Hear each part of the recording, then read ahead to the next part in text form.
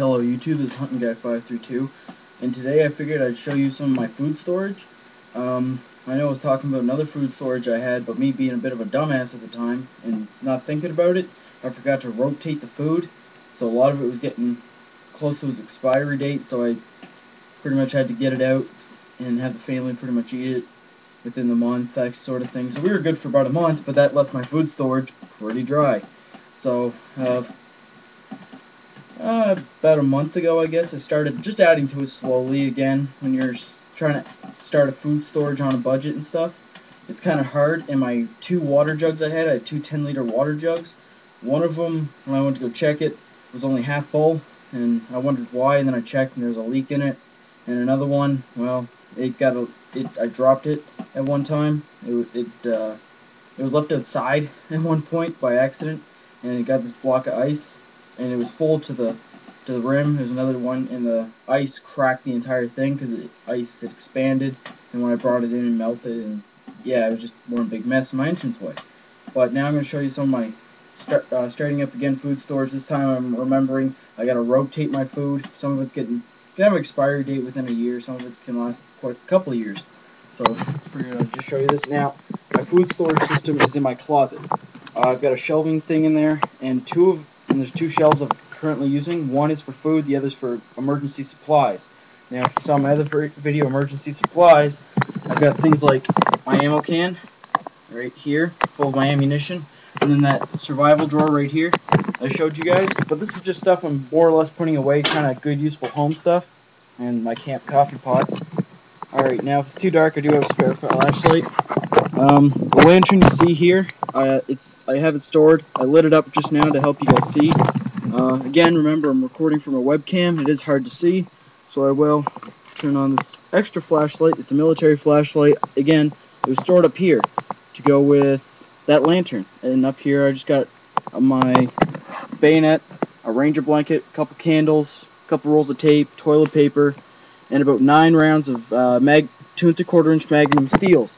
The reason I have that there is if I think shit's going to hit the fan kind of close, I'm going to put my single shot shotgun in this corner here, and I'll have ammunition to get close to it, and I'll also have my Enfield nearby. And then down here is the food storage. Again, I really hope you guys can see this. Right here, this doesn't count as the food storage. This is for an upcoming backpacking trip I'm doing. But in here, I got this little knife. It's kind of like a cooking knife.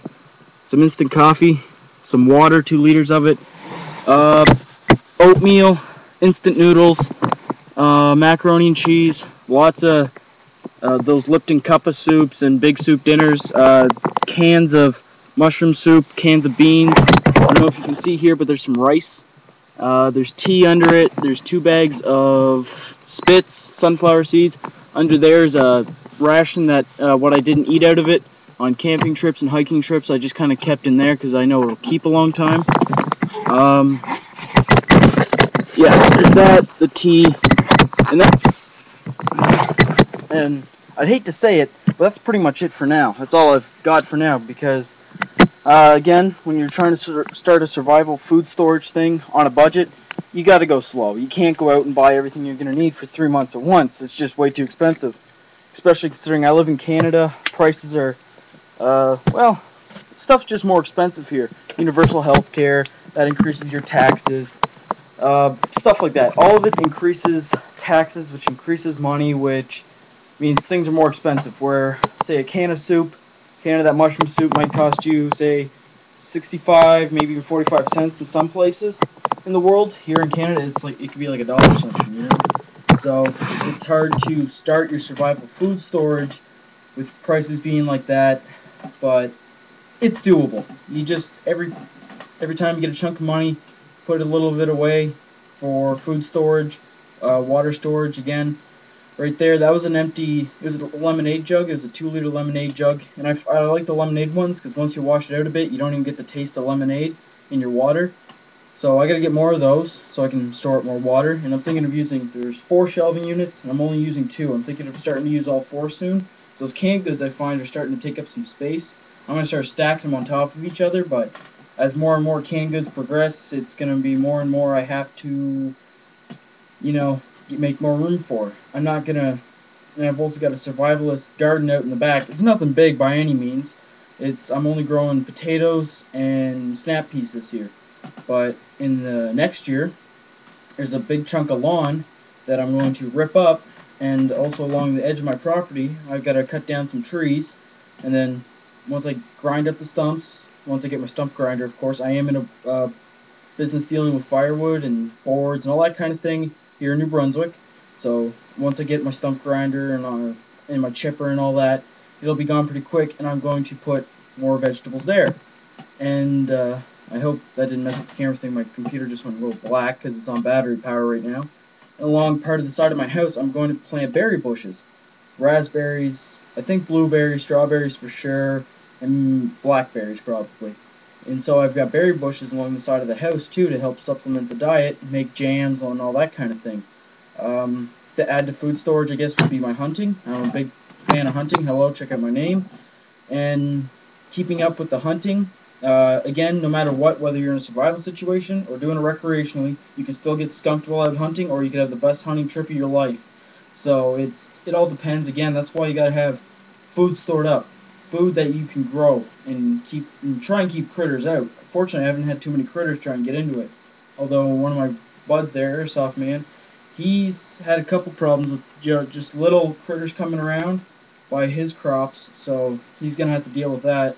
I haven't had any checkout on yet, but if there are, next year I'm planning on getting chicken fencing and all that grand stuff to build a nice garden. Weed barrier, something he has, and I gotta get for next year because that stuff's just awesome. Cuts weeding time in half. And other things you should keep stored up, lighters, for instance. Lighters go without saying, especially if you're somebody who smokes. You never forget a good Bic lighter, or a Zippo. This is a knockoff Zippo. I got a real one in the drawer right there, but I don't want to dig through that drawer to find it. Keeps things like this stored up. Spare Zippo fluid, but use it though. Use it, because once that stuff starts to go bad, once it's bad, it's done. You can also use naphtha in a Zippo lighter because it's Zippo fluid. What Zippo fluid is mostly naphtha. The only problem I find is it doesn't last over a day or two. As you can tell, it's kind of dry. It's been like that for a couple weeks now because I've just been using a Bic lighter. Also check out your everyday carry for lighters, matches. Matches are a good thing to keep stored. A blast match would be good. Spare flints. Basically, you're going to want a lot of ways to start a fire. And if I ever really got desperate, I could take my flintlock muzzleloader and start a fire with that.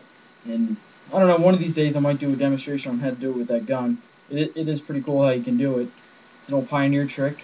But keep your ammo stashed up, but don't let it go bad either. Rotate it. Let's say you got 100 rounds of buckshot you got stored up, and you got to go shoot it up. Go to the store, buy another 100 rounds the day prior to shooting, bring it home, take the old buckshot, put it with your range stuff, put the new buckshot in the shelf. Because if you do it that way, if shit hit the fan the next day, well, now you have 200 rounds of buckshot instead of no rounds of buckshot waiting to go get it the next day. It's better to have more for a day than it is to have less for a day. That's just kind of my 2 cents on that part. But keeping the food storage up and all that kind of thing, and don't letting it go bad, and changing out your water every now and again, it's always good. If you got kids, get them into it so they learn about it and all that. And the thing is, though, with your food storage, if something happens, don't break into the food storage right away.